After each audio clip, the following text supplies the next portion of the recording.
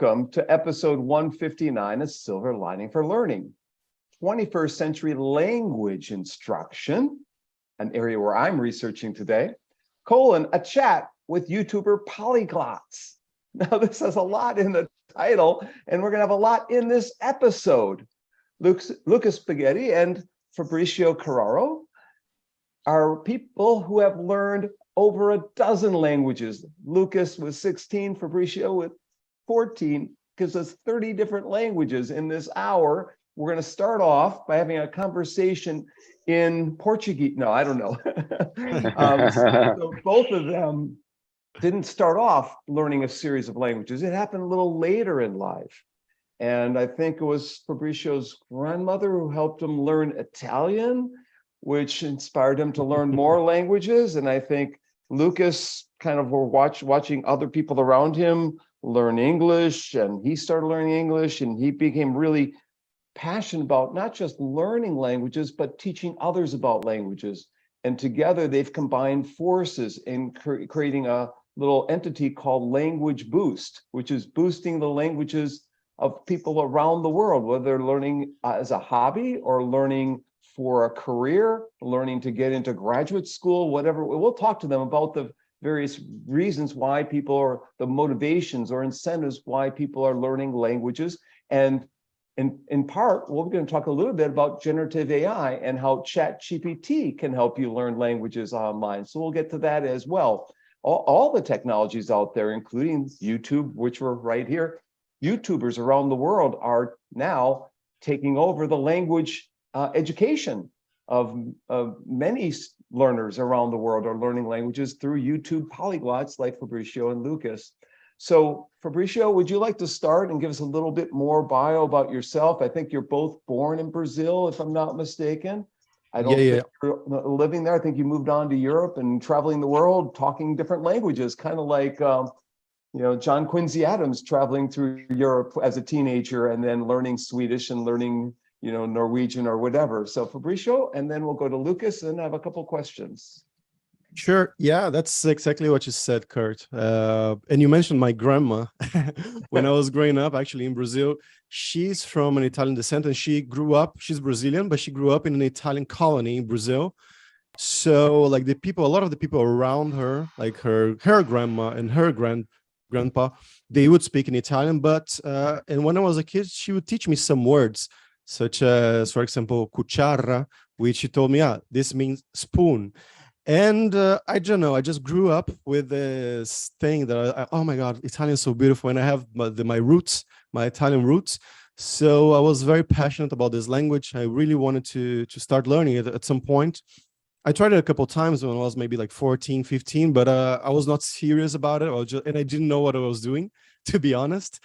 So when I was finally probably around 17 or 18, I went to an Italian course. I started because it was like my vacation period at university, and I have like maybe 1 or 2 months at home, and I decided to go to a course. And then I started to properly learn Italian. And then I learned what she taught me when I was a kid, like this word cuchara, it was not Italian, because like my teacher asked me like, how do you say spoon in Italian? I was like, I know, it's cuchara. And she's like, no, that's wrong. It was not it. Because what she taught me was the dialect from a specific region of Italy, because the people that came to Brazil, they came when Italy was barely a country. It was like a lot of city-states, a lot of regions, and each region spoke their dialects. So it was interesting for me to learn this fact. But then this brought up something, I don't know, brought something in me that I really wanted to learn other languages. And the next one, I was living at university, like at a dorm with some other friends, and a friend just came up to me and said, Fabricio, I have a book to learn Russian. Do you want to learn Russian with me? Because I know that you like languages in general. I said, yeah, why not? I can do that. And then I started learning. Maybe after 2 or 3 months, he just gave up, said like, this is not for me. This is too hard. But I kept going, kept learning Russian, and then meeting people online. And over time, I started developing my own methods as well. So like the first language was really hard because I had no idea what I was doing. The second one, more or less the same idea. With the third one, with Russian, I already started, okay, that worked for Italian and for English, so maybe I should do this and it's going to work for Russian as well. And I started going on forums for polyglots, like language learners, language lovers, people who did this as a hobby. Like I met a guy online on YouTube, and I was just fascinated that he could speak 8 languages. I was like, oh my God, I want to do this as well one day. And I started going to these forums, researching the methods that they would use to learn other languages and trying to apply them for myself. And with this, I could learn Russian and then Dutch and then French and then German and so on and so forth. Lucas, I'm sure you have similar stories. Well, yes, I was also born and then raised in Brazil, in São Paulo. And I think until I was 18 years old, I had never met a foreigner. So the idea of speaking different languages never at that point had never occurred to me. I had English and Spanish at school, but I didn't really understand how to learn them. I always felt that, wait, but what is lesson 0? Like in the lesson where you guys, the teacher was going to teach me how to absorb all this information, all this piece of information that all these words and the grammar, how to learn all these things. So I did it very poorly with both English and Spanish at school. I completely failed both of them. And then right after I graduated from high school, well, in Brazil, we have some sort of tradition where we give each other something that we know for sure that the other person will not like. And because all my classmates, they knew I hated languages, they decided to give me a Russian textbook as some sort of prank. And I remember getting the book and seeing these very well, at the time I thought crazy letters. I mean, the Cyrillic alphabet, and I started laughing. I put the book in my backpack and just forgot about it. Then I go back home. I open my backpack. I see the Cyrillic alphabet again, and then I decided to search on Google for more information about the alphabet. And I did find a website, and on that website there was an ad for a different website where you could do language exchange with people from all over the world. I gave it a try. My first idea was not to learn any foreign languages, but the moment I saw that it was possible to talk to people from China, the States, Japan, Russia, Spain, I found it very, very interesting that all of a sudden I had the possibility of talking to people from different countries. And then I came up with my first method. And my first method, sometimes when I tell people how I learn languages, I usually tell them about this first method, but I tell them you don't need to try yourself. That was the first one. I think it's quite primitive. With time, I came up with better ideas and better strategies on how to learn languages faster and more effectively. But basically, the first method was I would find 2 people. I would send a quick short message to both of them. And whoever answered first, I would copy that message and send to the second person. So basically, they were talking to each other, like, hi, how are you? And then they answer, I'm good, thank you, and do. So they were talking to each other, and I was translating using Google Translate to see what they were saying. At first, this was just a game for me. I didn't want to learn Russian using this method. But the more I did it, the more I realized that there were some patterns. They were often asking the same questions. At school and also in that textbook that my friend gave me, there were a lot of dialogues that were pretty much unrealistic. For example, trying to buy a train ticket in Moscow, or I don't know, going to the dentist in St. Petersburg. But I didn't want to learn the language to to travel. I wanted to learn a language to connect with people, to ask them how they're doing and learn more about them. And this is pretty much what I was doing. I saw the patterns repeating over and over again.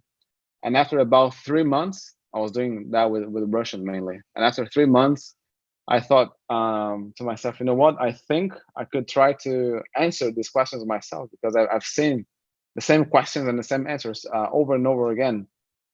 And then after about 3 months, I started typing the answers myself. And then after 3 months from that point, I decided to try to have a call on Skype with one of my friends. In the very same day, I had a call in English. Because there are, when I started learning Russian, there were no materials to learn Russian in Portuguese. So I was learning both Russian and English at the same time. And then in the very same day, I talked to my friend James on Skype in English, and then with my friend Svetlana in Russian. And after I finished the call in Russian, I think we talked for about 20 minutes. I thought, wow, I studied English for 10 years at school and I didn't even learn how to say, sorry, I don't understand. And now after 6 months, using this method that is probably not even very effective, I was able to hold a conversation in Russian for 20 minutes. This completely blew my mind. And then I thought to myself, well, what will happen if I try to optimize what I'm doing and try to learn a second language? And then, well, I thought, well, I will try to learn German. I will basically use the same method, but I'll try to add some optimizations here and there. And well, we fast forward 12 years and here we are, 16 languages. I never thought, oh, one day I want to become a polyglot, or one day I want to be able to speak multiple languages. I think the main reason why I kept learning language was the fact that I was completely convinced when I was at school, I was completely convinced that it was impossible to learn a foreign language.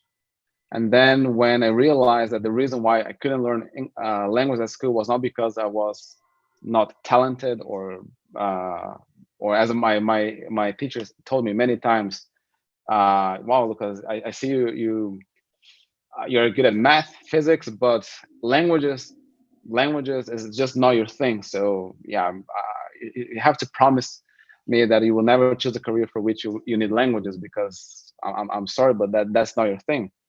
And when I realized that the problem was not me, but rather the method, I got very curious about methodology. I wanted to basically find the best way, or the best method in the world to learn languages.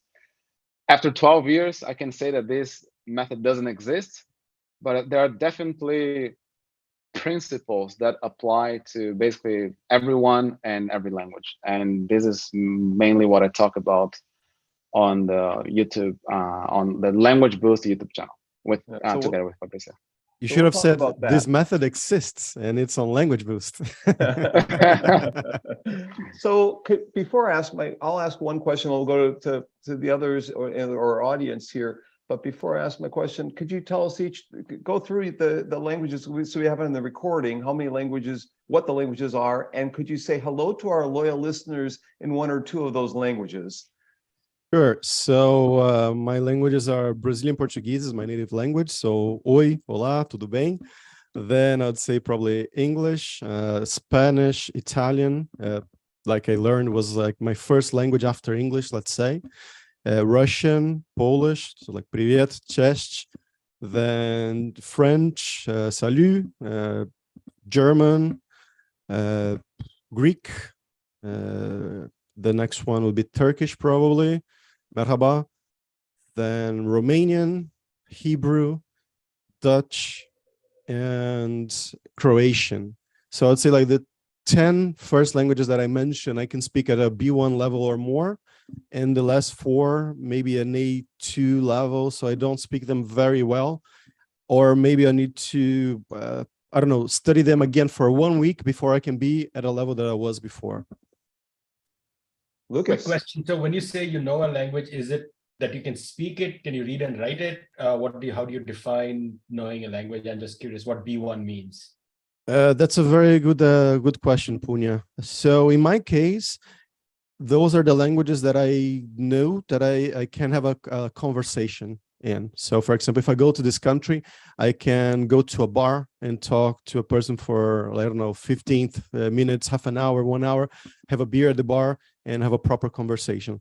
And I can definitely do this for the first 10 languages very well, or rather better than the 4 last ones. In the 4 last ones, I can also do this, I believe, but maybe it's going to be trickier because maybe I won't understand 1 or 2 words here and there, but that is the difference. But I still think that I can go over this test of being at a bar and having a half an hour, 1 hour conversation over a beer. Hopefully you don't meet 14 people from 14 different countries and have to have 14 beers in that hour, but we do that in Milwaukee though. That's After 14 beers, I don't know how many languages you'll be able to speak, right? I can speak Klingon after 14 beers. Lucas, can you give us your rundown? Yeah, so it's, well, Brazilian Portuguese, my native language, and then English, Russian, Spanish. Oh, I have to say hello as well, right, in these languages. So Spanish, Russian, привет, Spanish, hola a todos, German, hello, Italian, ciao, buonasera. I guess if people are watching the West, I should probably say buongiorno. Then you have Polish, cześć, French, salut, Finnish, huomenta, hyvää huomenta, Ukrainian, доброго дня. So these are the 10 languages that I feel more confident. But then you also have languages like Turkish, Chinese, Thai. I spent 3 years in Thailand, so maybe I should also add Thai to the language I feel comfortable in. Bulgarian, Croatian, Dutch, Norwegian. And you know, when you ask a polyglot, so how many languages do you speak? This is a very tricky question.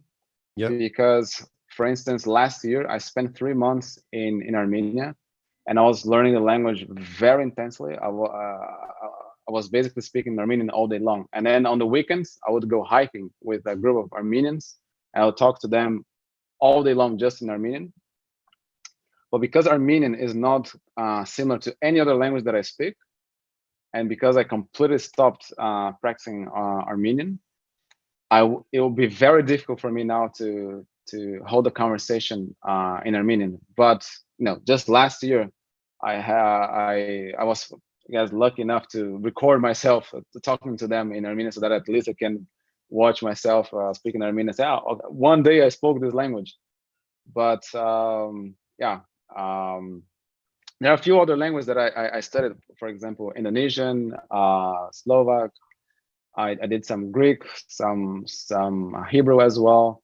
At the moment, I'm studying Lebanese Arabic. So basically, my level in all these different languages, my level is constantly changing. So, for example, now I'm in Spain. So yeah, I guess, well, I came yesterday to Spain. So so maybe that's still not the case, but the environment definitely has an impact on how well I can speak a language at a certain period of time. Yeah, definitely. And I would like to add just like, for example, these languages, some of them, they disappear as well. Not completely, but for example, I studied Japanese for a while. And I also just like Lucas, I was studying Armenian. There were some other languages that I was touching, Indonesian. Now I'm learning Ukrainian, actually. But you've noticed that I haven't added them to the languages that I consider that I speak, because I do not think that they apply to that bar theory, let's say.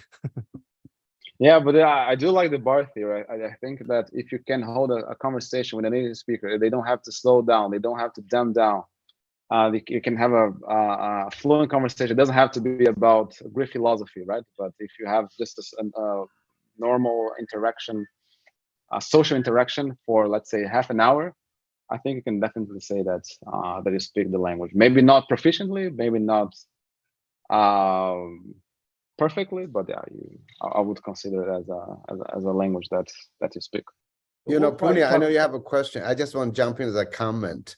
My early on, my research was actually on second language acquisition or foreign language Mhm. learning, and I kind of so technically, if you are truly proficient in another language, you never forget. So I'm just thinking about the level of your proficiency, right? You know, I mean, if you're truly, like, for example, even if you don't speak Brazilian Portuguese for 30 years, the main thing still remains in there. You may not be as good, you know. So I was just wondering, when you talk about Armenian experience, is like, if you want to become truly proficient, you know, when Punya was asking a question about writing, reading, you know, thinking, you know, learning a language is not only the phonetics, is not only the simple communication, it includes syntax, you know, grammar and vocabulary, and of course, culture is another big thing, right? Culture is, Yes. you know, that language comes with that. So I was just wondering, from your perspective, if you were trying to help, you know, of course, you know, right now there's a lot of debate about the value of learning a second language, given you have a cat, I farted, you know, Punya, that was the, you know, so given the power of those things might be different now. So I was just wondering, if you were thinking about inspiring others to be proficient, I mean, go beyond, you know, a bar or a beer conversation, right? Just to understand, to read. How long would you think that would take? I'm just thinking about the time just to become truly proficient, right? You know, truly, I'm talking about truly proficient that you don't really actually forget, you know. Never ask Well, there's- polyglots about time. there are so many questions there. Yeah. I'd like to start by saying that context is also very important. So, for example, if I remember that when I was living in Thailand, sometimes people would ask me to say something in Portuguese, and because the context, so I'm in Thailand, I'm speaking Thai to my friends, and now someone asks me to say something in Portuguese. When I look at them, my brain goes, oh, it's time to speak Thai. And if I try to speak Portuguese, it feels very unnatural. So I think this is also an important aspect that we have to add to the equation. It's not because you speak a language well that you can use it at any context or any circumstance. Having said that, I do agree that the better you speak the language, the longer it would take to forget it. So, for example, Russian is one of my strongest language, and I think I could easily go 10 years without saying anything in Russian, and I would still speak Russian fairly well. But then again, in what context? If a random person in Brazil asked me to say something Russian, I might freeze. But if I meet Russian speakers and they start talking to me, yeah, then it will come out naturally. So, And I there's would add that the question context is about also very grammar important. as well, no? Like you mentioned grammar. We in the like perfection in grammar, they are very, very hard concepts to grasp when it comes to language learning. For example, we have a friend who is Brazilian as well, and he's been living in Poland for many, many years. And he speaks Polish fluently, but with tons of mistakes. He's never been to a Polish class, or he's never been to school. He's never tried to learn the language. He was just absorbing it, kind of like he was learning it naturally. So in his head, things that exist in Slavic languages or Germanic languages, such as cases or Latin, for the matter, he doesn't know what a case is. Basically, he just this word means that, and he pronounces, like he says the word when he wants to use it in the base form. So when at the same time, he's fluent. He can speak for hours. He can go to a bar. He can go to pick up his kid from school, have a talk with the teacher there. His Polish is far from perfect, but at the same time, he's fluent. It's, you know, like there's a big difference there. Yeah, he speaks in a very fluid way.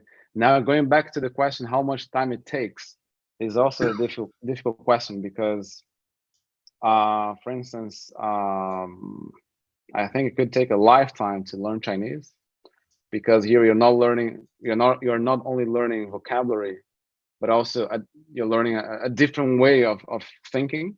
Like, for example, when I learned Spanish, I didn't really feel that I was, because my native language is Portuguese. When I learned Spanish, I didn't really feel that I was learning a completely different way of expressing ideas. I just want to add, Chinese language is very easy. I was born reading. If you reverse English, speak it backwards, it becomes Chinese.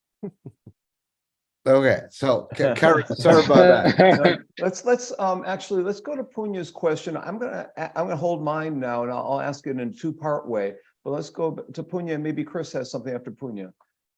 Sure. So this is so interesting because I grew up in India, and by the time I was 10 years old, I had learned 5 languages and lost 2. So my parents are from the state called Odisha, so I learned Odia when I was growing up. I learned Hindi because people around you speak Hindi. I learned English because that's the medium of instruction in school. But we were in this state, which is sort of just near Myanmar, which speaks a language called Mizo, which I learned to speak fluently. Then I learned this language called Assamese fluently. And in 1.5 years of moving to New Delhi, where my father got transferred, I lost Assamese and Mizo completely. Right. And and Mizo, my parents could never pick up because it's a very different language from the other ones. So I think it's just fascinating, like how these languages come and go. So right now, yes. So those are like in a year, it was gone. Like I used to translate for my parents when people would come in and they didn't know English and they would speak Mizo. They would call me in and I was 9 years old and I would translate. And by the time I was 11, that language was completely gone. Right. So I just find that whole thing of acquisition and loss of language to be very, very interesting. And now I am married to a woman who's from another state in India called Maharashtra. Now, what's funny is we have a lot of Marathi friends, so I have sort of imbibed the language slightly. And when I go live there I know if I live there for 6 months, I will speak Marathi fluently because I understand 60% of it just by being there. And so here is my question before I jump to the question. This is really interesting. So in India, when I talk to somebody who's from a different part of the country, I can tell where they are from by how they speak English. So people from Odisha, if I have to say like in Odia English, if I have to say I am busy, I will say I am busy.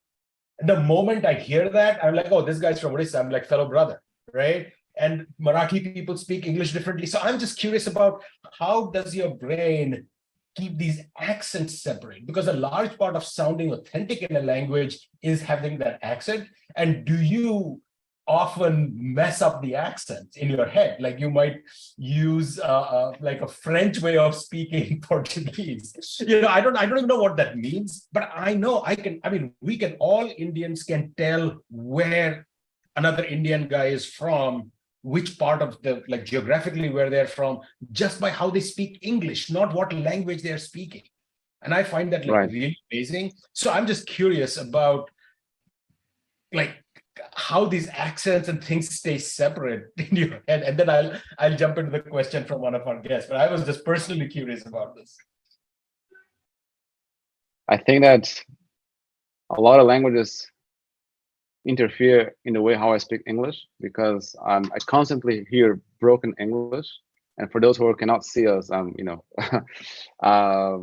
I say broken English, I mean international English. Have many different dialects, many different accents. But that doesn't really happen with other languages because usually you're only talking to native speakers. Like I don't speak, German with people in Spain, right? So I do feel like this happens a lot with English, but not really with the other languages. What do you think, Fabricion? I mean, like when I talk about the languages that I can speak, I do think that they interfere with each other. For example, I learned Italian first, like properly, let's say.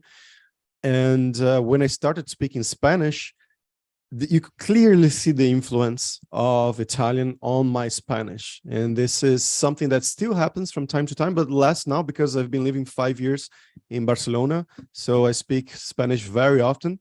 And actually the opposite started happening. After living here for 1 year, my Italian was being affected by my Spanish accent. And I didn't like it because I love Italian, it's my favorite language. I didn't want this to happen. So I started like speaking Italian more frequently as well. But yeah, it does happen. They do interfere with each other. And not only the accent, but words. When you have like a similar words, or they don't have to be similar, but maybe, for example, I was learning Hebrew just after Greek. And sometimes when I was speaking Hebrew, some very basic words such as but or I don't know, I would think, and they would just come very fast in Greek. And I was talking to my teacher, for example, or to someone, to a friend, and the word for but came from Greek, but not from Hebrew. Or when I'm speaking Russian and Polish, if I speak like a Russian, I went to the World Cup in Russia in 2018, and I was speaking Russian for 3 weeks nonstop, only Russian, basically. And then I came back to Barcelona, and I was talking to my girlfriend's cousin who's from Poland. I had to speak Polish, and yeah, a lot of Russian words were coming to my head. And so I was like trying to speak Polish. I could speak Polish, but here and there, the words were coming faster in Russian. And I was like, okay, pronouncing them in Russian and trying to correct, oh, this is Russian, this is not Polish. So they do interfere with each other, not only the accent, but also the vocabulary, let's say. Okay, cool. So I'm I going to can jump definitely into relate to it.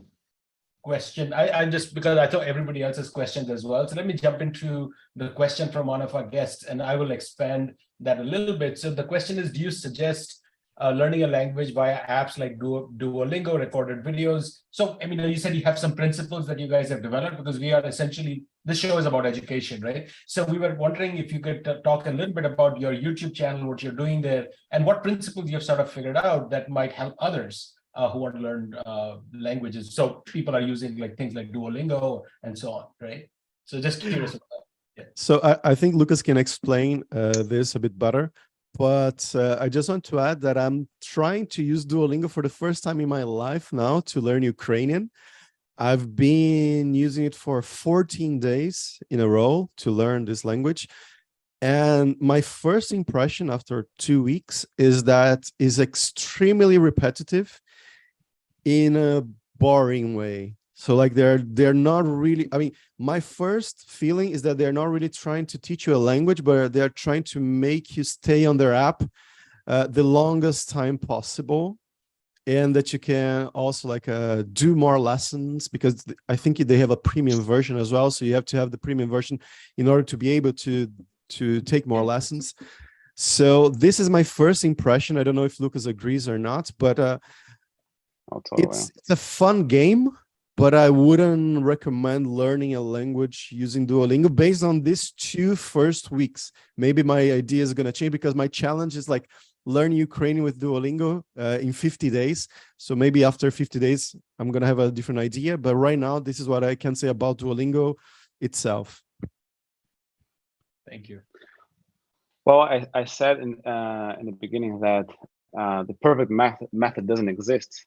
And I believe it doesn't exist because it also depends on whatever goal the person has. So for example, if the goal is to read literature, or if the goal is to have conversations with native speakers, then they definitely, these two people, they definitely need different approaches.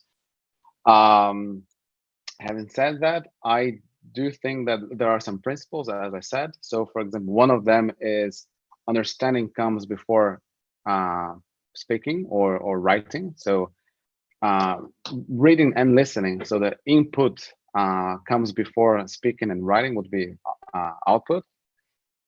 And again, I guess the problem I also have with Duolingo is that they are forcing you to produce output, because they want you to have the feeling, oh, I'm learning, right? So you started today, and then tomorrow you can already say two or three phrases, and you feel, oh wow, I'm better than yesterday.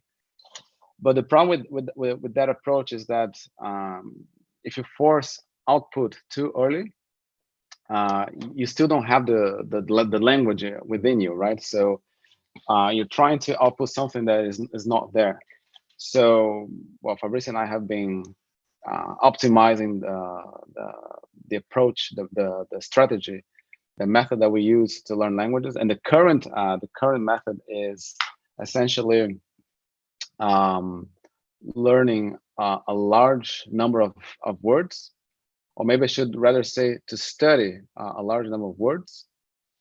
This could be just a list of, let's say, 1,000 or 2,000 words, and one would go very fast through this list without trying to memorize anything, without trying to find associations to memorize the words, and then immerse in the language by reading and listening a lot. And if you do that first step, you're basically creating what we like to call mental dictionary entries. So, for example, I tell you, oh, if let's say we're learning Finnish now, I tell you, in Finnish, the word for dog is koira, and you don't need to do anything else. You don't need to try to find an association. You don't need to try to commit it to memory. You just accept that okay, koira means dog, and then you go to the next word. Okay, now cat is kissa, and I don't know, house is talo. And you can go through this list fairly quickly because you're not trying to memorize anything. And when you start learning the language for real, you always have this impression, oh, I've seen this word before. Oh, I've seen this word before. Oh, I heard this word before. And if you have this feeling, you're pretty much priming your brain to pay more attention to words in this language. Because otherwise, with the method that I used to have, like I would study, for example, 300 words, and I would try to nail them down. Like I would review them 50 times until I knew them at 3 a.m. Like you would wake me up at 3 a.m. and you ask me, how do you say dog in Finnish? I will tell you koira. And but the problem with that was that if you only know 300 words, it's very difficult to learn new words. Because the more words you know, the easier it gets to learn even more words. So the current approach is to get exposed to a large number of words. By doing that, we are naturally building an infrastructure for that particular language. And when we actually start learning the language for real, we are better equipped to recognize patterns and basically boost our natural ability to acquire the language. Yeah, and then when we actually start to learn the language, we use something that we call the sticking coefficient to choose the languages, the words that you are going to actually learn. So this is basically a mix between a frequency list, so like how often you're going to see this word, and how you can combine it to the words that you've seen before. So, for example, we always say like the first word is that I think we can even give a quick demo, right, for the first 4 words, explaining the method. Yeah. So like the first word is I, right, Lucas? Because we are just like we like to talk about ourselves a lot. So I am, I live, I work, etc. And you're usually in a dialogue. So the second word is going to be you. So like, where do you work? Do you live here? Like it's very, like in English has this do question, but in other languages they don't. So it's like in Portuguese you'd say eu, você, for example. And then now, the third one. Don't reveal the third word. So yeah, what is? Let's say that we're going to learn a brand new language now. You want to learn, I don't know, Norwegian. And the first 2 words we learned were I and you. What do you think should be the third word we learn? Yes, you guys. You can give us your best shot. There are no wrong answers. Just maybe some kind of a question like what, why, who, where. The word what, right? Okay, so Ponya says what. What about Kurt? What do you think? Third word. Mother or father. Mother or father? Anyone else would like to? Chris, Young. Just give your best guess. Maybe a verb. Do. Okay, I think I think we are getting somewhere. We're getting there. So yeah, so let's say that we learn the word mother, right, and then father. If we do that, we are accumulating vocabulary. We're learning more and more words, but we're not really learning how to speak the language. We are not learning how to make sentences. And I think the goal should always be, okay, the next word I learn should multiply the number of combinations I can make in this language. So it must have a very high sticking coefficient to the words that you've learned before. Right. And then, for example, if you have the word what or where, yeah, you can really make sentences, right? Or when we ask this question, very often we hear the answer, oh, you already know the words I and you, so why not learn he, she, it, we, they, like the pronouns. Well, again, you're just accumulating words. You're not really learning how to combine things, which at the end of the day is what will make you speak the language. It's not really about the number of words you know. It's more about the number of combinations you can make with the words you know. I think this is what makes someone speak a language fluently. So, for example, a very good word to learn now would be the word "and." You know, I've met many people who already know 500 words, and they, you know, like they're using an app like Duolingo, and they can say elephant and rose and thank you and doctor, but they don't know words like "and," which are vital to make sentences. Without these words, you can't really say anything. In Spanish, for example, this word is "y," and if you have already learned the first two words, you and I, yo and tú, now you can make your first sentence, yo y tú, and then you can have a second sentence, like, for example, and you, y tú. So this is pretty much the method we use to learn languages. Every time we are about to learn a new word, we think, oh, wait a moment, is this word going to help me multiply the number of combinations, the number of sentences that I can make? If the answer is not, then we learn a different word. So we should go on to next question in here. I haven't introduced the co-hosts. So we have Young Zhao from University of Kansas, University of Melbourne. We have Funya Mishra from ASU. Myself from Indiana University, Kurt Bonk. I've published a paper yesterday on using ChatGPT for language learning.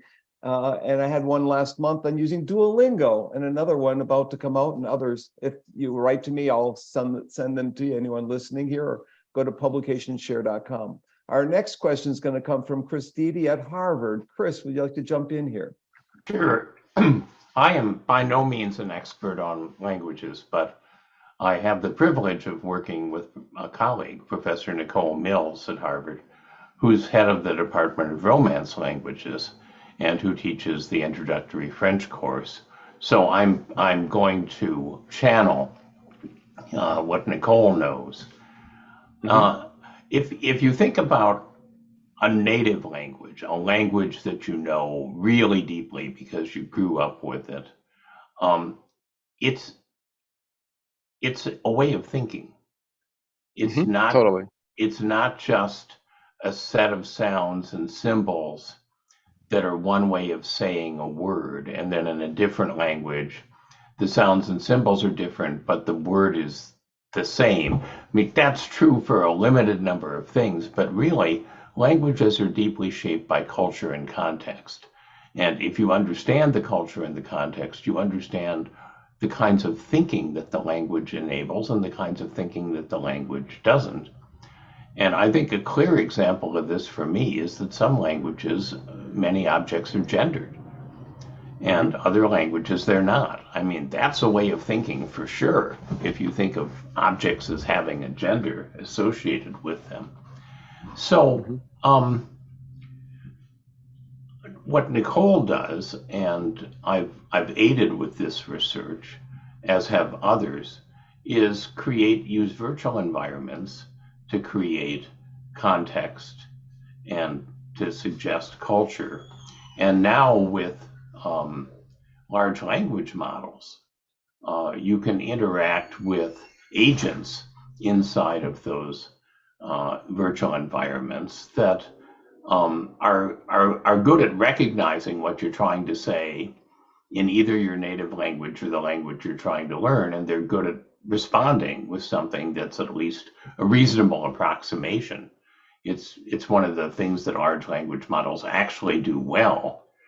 So that's exciting. She's worked with a company called Wanda, WONDA, which is a French VR company, to create this little game in which someone is murdered at the French Art Museum, and you have to figure out who did it and interact with these agents in French in order to accomplish that. So I'm thinking that it's obviously very useful to be conversational in a language. If you're interacting with people for whom that's the native language, or you're visiting there. I confess that I spent 2 weeks in Mexico in the 1980s and working intensively to talk about microcomputers across the countryside. And a month later, the only word I could remember was cerveza, which is a useful word, but still, I mean, it's not exactly a stellar example of language learning.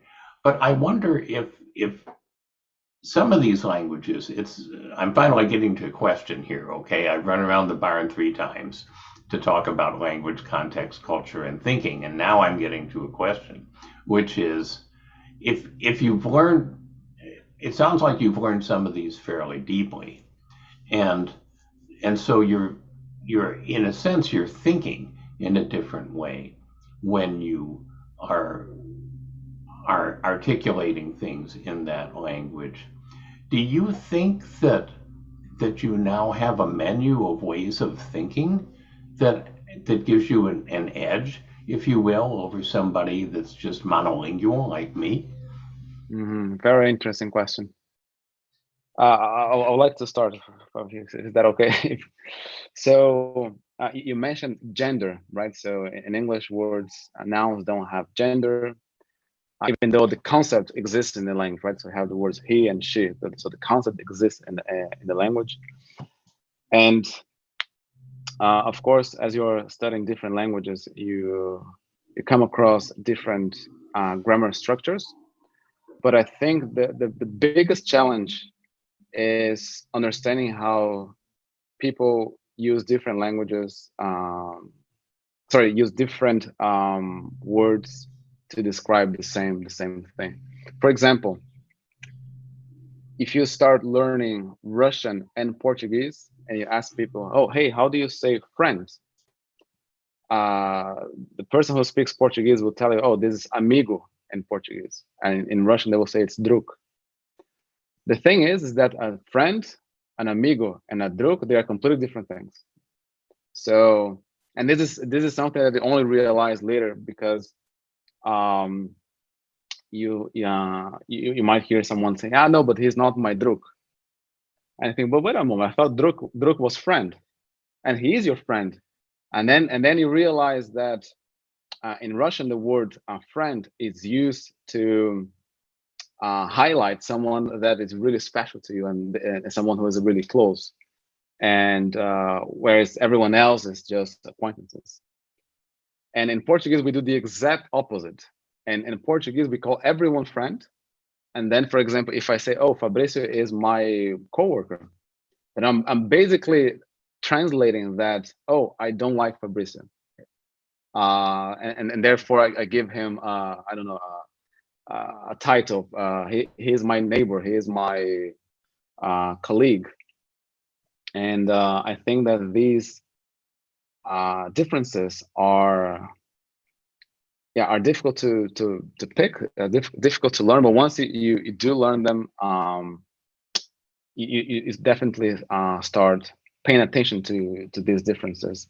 And another example that I really like is the word neighbor. The word neighbor, if you just translate it into different languages, you can get some sort of label. Okay, so in Portuguese it's vizinho, and in German it's Nachbar. But these words mean different things. So for example, in one language, it might just be the person who really literally lives next door. In another language, it might be someone who lives even 2 kilometers away from you. Or in a third language, is a neighbor is the person who lives in your street. So once you start learning these differences and start paying attention to them, I feel like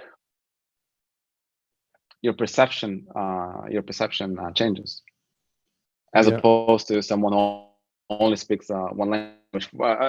Okay, I'll give one more example, and then I let Fabrice talk. In Russian, there are more than 20 verbs for to go. So in Portuguese, to go is ir, and in English, to go, right? But in Russian, they have a specific verb when you are going on foot. You have a specific verb if it's by car. If you have a specific verb, if it's by boat or airplane. If you intend to come back, if you frequently go or not. So when you start speaking, for example, Slavic language, by the way, what I said about Russian is also true in Ukrainian, Polish, Czech. So when you start speaking these different languages, I think that even when you go back to your native language, for example, in my case, Portuguese, I tend to pay more attention to these other aspects. If the person is walking or not, if the person often goes or not, if it's by car or not. I think that learning different languages does have an impact on how we perceive the world around us. Yeah, and also how different words, how different languages work grammar-wise as well. For example, Lucas and I, we were living in Turkey last year, and we were learning Turkish. And the way the grammar works is completely different. So the example that I always like to give is I live in Barcelona right now. And if you say like in Portuguese, in English, in Russian, like in most Western languages, I would like to put it, the phrase like, I don't know if I want to live in Barcelona forever, right? And in Portuguese, it's going to be rather similar. Eu não sei se, in Spanish, yo no sé si. Because the in word Russia, order is the same. yeah, right? the word order is exactly the same. Like the grammar is exactly the same. In Russian, ya, не знаю. So it's rather similar.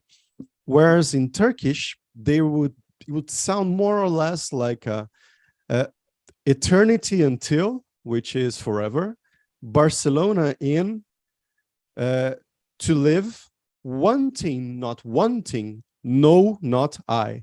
So it's like Yoda speaking more or less.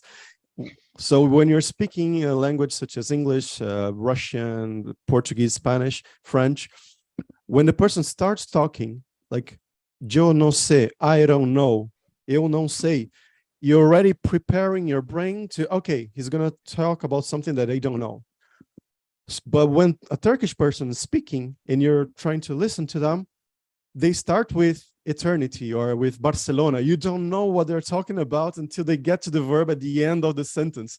And this is really, really different. It's a different way of thinking, and it's confusing for us when we're learning, and it's confusing for them when they are learning English, Portuguese. And so it changes completely the way you think about the word or what to expect from a dialogue with another person based on the language and the grammar of the language that they speak. So I'm going to jump in here with a two-part question. Thank you for that great answer. You're not just learning languages, you're involved in a movement that's teaching languages using YouTube and other technologies, interactive flashcards, and many other things. As Chris pointed out, there's immersive learning taking place to learn languages too, conversing with others. But this is a trend, and this is a new occupation. During the past few months, I've interviewed 20 YouTubers who are teaching languages, and you were two of them. I was really impressed with what you had to say, and that's why we brought you in here today. But I would like you to speak to other young people out there or older people who are thinking about teaching languages using YouTube, what's a life of a YouTuber like, or an online podcaster like, teaching languages? What do we have? what do you have to do, or is there anything to prepare for those that aspire to be one? I'll ask that of Fabricio. The second part of Lucas, one of the episodes that I watched of your YouTube video involved Barack Obama talking about ChatGPT and generative AI. Could you tell the audience about how Barack Obama interacted with you and what he had to say about learning languages using AI? So Fabricio first, and then Lucas, and then we have a question from the audience we might sneak in before the end. Sure. So it really depends on the type of video or content that you want to create. There's content for beginners, like people who don't know anything, just like Chris only knows cerveza. Maybe he wants to properly learn Spanish language from scratch. So this is one type of video, and this is a lot of YouTubers do that. I've never done this for an A1, like A0 level, to be honest. But this, if I were to do something like this, like we have some videos about this on our YouTube channel, Language Boost, like giving you the base of French, the base of Spanish, the base of Italian, which is like the first chapters of our course, actually. But by the way, Fabricio, yeah, you just mentioned A1. Maybe not everyone knows the A1, sorry. A2. Yeah. So like there's the European classification levels. So A1 is the most basic one. Then you go to A2, then B1, B2, and then C1, C2. C2 will be the highest one. So when you're teaching A1 students, like very basic students, we would use basically the method that we were describing before, which is what we have done already on our YouTube channel. On the side, I also have another project, which is to teach Brazilian Portuguese to people who already understand a bit. So they are between A1, B1, B2 levels, and they want to get native content, but to an intermediate plus level. So like these levels that I mentioned before. And this is completely different because then you can just speak your language, in my case, Portuguese, or I could speak Russian, whatever, if I were teaching Russian.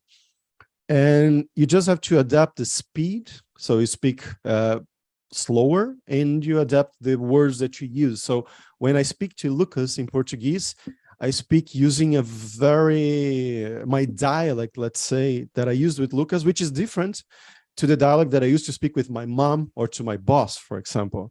So like this very informal, very friendly Portuguese.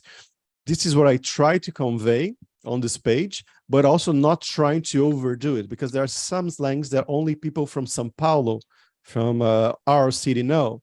People from Rio de Janeiro, they wouldn't be comfortable or they wouldn't understand this slang. So I try to be more general in this approach, so like something that every Brazilian would understand, but still trying to convey a way that Brazilians really speak. Because when people buy a book to learn Brazilian Portuguese, they usually give you the formal version. And this is something that happens for many languages, not only for Portuguese, that the spoken version of the language is very different when you compare it to the written version of the language. It's called diglossia.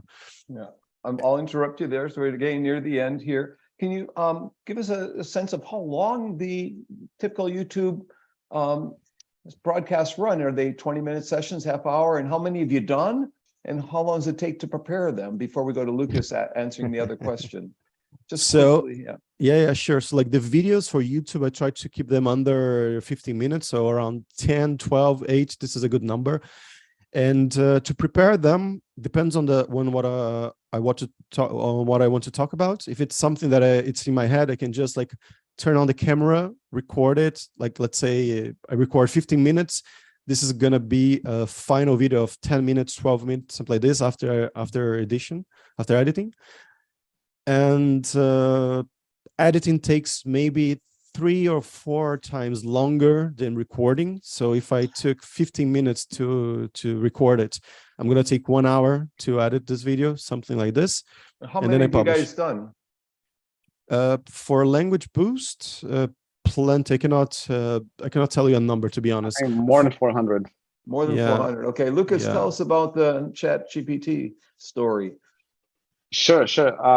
Well, so with the advent of AI, we're trying to find ways how to leverage large language models and AI to learn languages. And then, yeah, we had this idea of emulating Barack Obama's voice and then have a chat with him to explain how ChatGPT and AI works. But of course, this can also be used to just practice language. Like I could, for example, emulate how Albert Einstein spoke German, and then I could just have a conversation with him in German about, I don't know, about soccer or pretty much anything else. So I guess it's a new way how people can practice language without having to talk to a tutor or teacher. So we're at an hour. I want to thank both of you guys for coming in here today. Are you both in Europe at this time and living in Europe? I live in Barcelona. I've been living here for 5 years. Lucas is a bit different. His story is a bit different. Yeah, where are you? I've been traveling nonstop for almost 8 years. Now I live in Italy, but yesterday I came to Barcelona to visit Fabricio. So I'm also in Barcelona at the moment. That's great. So I'm sorry we can get to all the audience questions. There's some great questions left, but they could write to you. And so please, if you want their email addresses, send me a note if you'd like to contact Lucas or Fabricio. It's been a great day. It makes me think we need to have more such sessions on language learning in the future. Chris would like to introduce the next episode of Silver Lining for Learning. Yeah, so thank you very much for being here for this episode. A week from today, on Saturday, July 29th at noon Eastern Daylight Time, we will reflect as co-hosts on some of the very interesting episodes that we have had in the last month or so, and also on a lot of the discussion that's taking place in education right now, particularly about generative AI.